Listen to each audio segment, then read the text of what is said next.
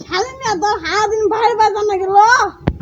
জান না যাইরা বললাম তুই তো আমার এই চাল গুঁড়া করে দেস না পিঠা তোর খাবা মন ধরে না মাগি তো এত মুখ কে মেশিনে না এলা এত খানা গো তোর তো মুখ বানাইছি কে আল্লাহ মুখ দিছে রে খাবার নিগাই তো দিছে শালিন মিয়া তো আমি আজকে বলি তো তালাক দিব আমিও মেম্বার চেয়ারম্যান দেখা হাই বুঝছো আঙ্গ বাইতেও মেম্বার চেয়ারম্যান আছে শালিন মিয়া যা তোর আগ নিয়ে যা তো বাই বাই সেম যা যা যা যাই রে বললাম এখন আমি আজকে মেম্বারের গাইকে নিয়ে গিয়ে খারা হ্যাঁ মেম্বার সাহেব আমার জামাই আমারে ভাই করে দিছে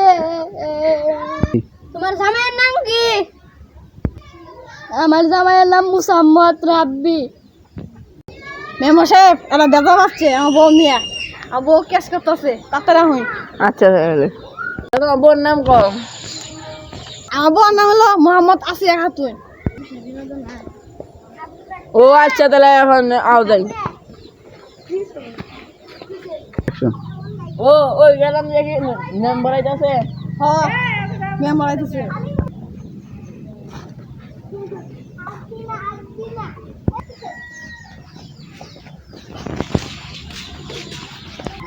মেম্বার সাহেব জিডাই ইরে আনের জামাই